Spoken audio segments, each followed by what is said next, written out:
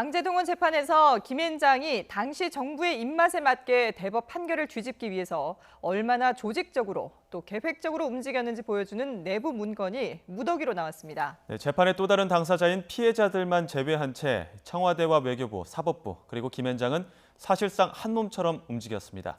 취재기자 연결해 자세한 얘기 들어보겠습니다. 강희경 기자. 네, 서울중앙지방법원입니다. 네, 먼저 배경 설명이 필요할 것 같은데요. 박근혜 정부 청와대와 외교부, 사법부 사이에 강제동원 재판을 두고 어떤 교감이 있었던 건가요? 네, 지난 2012년 대법원은 일제 강제동원 피해자들이 낸 민사소송에서 원고 승소 취지로 사건을 파기환송했습니다. 이듬해 서울고등법원이 대법원 판결 취지에 따라 원고 일부 승소 판결을 선고했고 피고 전범기업 측에서 재상고하면서 같은 해 여름 사건이 대법원에 다시 접수됐습니다. 하지만 박근혜 정부 청와대는 한일 관계 등을 이유로 이 결과를 그다지 달가워하지 않았습니다. 정부의 이런 분위기를 읽은 양승태 사법부는 상고법원 도입 등 각종 정책을 추진하는 과정에서 청와대와 정부의 협조를 얻기 위해 적극 발벗고 나섰습니다. 정부 입맛에 맞게 제3구심에서 판결을 뒤집기 위해 사건을 대법관 전원이 참여하는 전원합의체에 회부하기로 하고 그 명분을 쌓기 위해 외교부가 전범기업 측에 유리한 의견서를 낼 수 있도록 대법원 규칙을 바꾸기도 했습니다. 예. 자, 그러니까 이런 분위기를 전범 기업 측을 대리했던 김앤장에서도 감지를 한 거군요. 네, 검찰의 설명을 종합하면 애초 김앤장은 제3고심에 가더라도 쟁점 변화가 없기 때문에 승소 가능성이 제로에 가깝다며 사실상 포기한 상태였다고 합니다. 어떻게 할까 계속 고민하던 중에 외교부가 결과를 뒤집기 위해 손쓰는 모습이 보이고 또 법원행정처와도 계속 교감하는 정황을 포착하게 됩니다.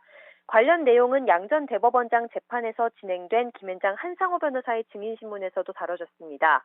지난 14년 11월 김앤장 소속이던 현홍주 전 주미대사와 유명환 전 외교부 장관이 모인 자리에서 강제동원 재상고 사건에 대한 정부 동향을 들었느냐는 검찰의 질문에 한 변호사는 그 무렵 정부 동향을 처음으로 들었다고 답했습니다.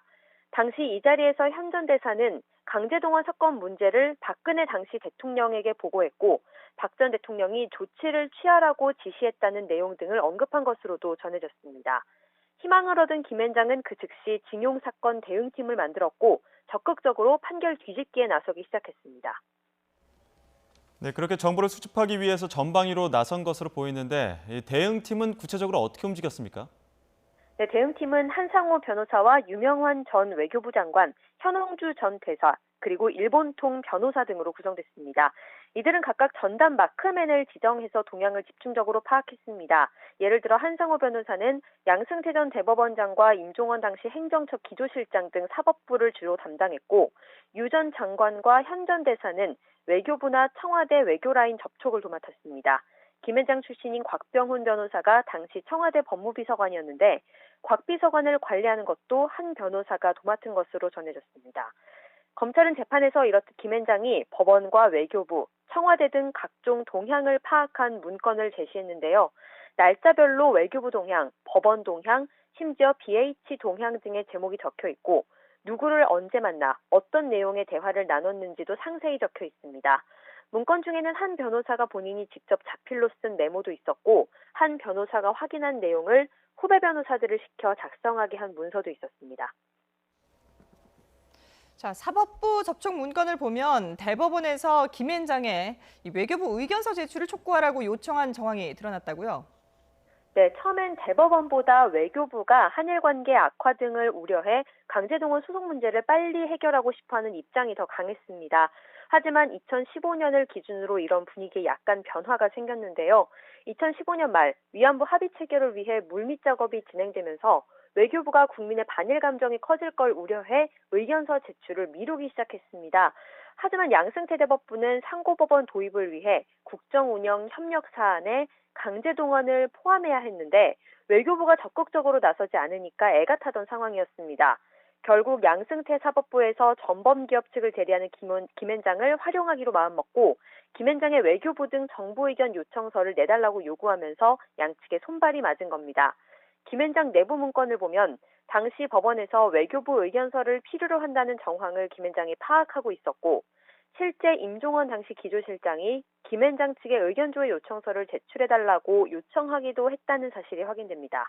이와 함께 임종원 기조실장으로부터 전원합의체 회부 방침도 건네들은 한 변호사는 앞서 여러 차례 독대를 통해 이미 공감대를 이룬 양 전 대법원장을 거듭 찾아가 재판 관련 논의를 한 정황도 드러났습니다. 네, 그렇게 해서 유명환 전 장관 등은 외교부로부터 재판 관련 정보들을 수집을 했는데 어떤 정보들을 파악한 거죠? 재판에서는 유명한 전 장관이 조태열 당시 외교부 2차관 등 외교부 라인을 만나 대화한 내용도 여러 차례 공개됐습니다. 검찰이 공개한 한 변호사의 자필 메모 가운데 지난 2015년 11월 11일 작성된 걸 보면 유명한 전 장관이 조태열 2차관을 만나 나눈 대화를 한 변호사가 받아 적은 내용을 볼 수 있습니다. 유 전 장관이 조 차관에게 혼내, 즉 속마음이라는 일본어를 사용해가며 대법원과 의사소통에 문제가 없는지 묻고 조 차관이 문제가 없다고 답했다는 내용이 담겨 있습니다.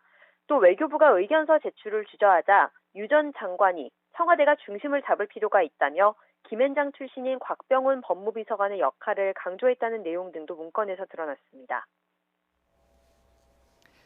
네, 아무나 알 수 없는 이런 은밀한 정보들을 김앤장을 통해 전범 기업에서는 모두 파악하고 있었던 거군요.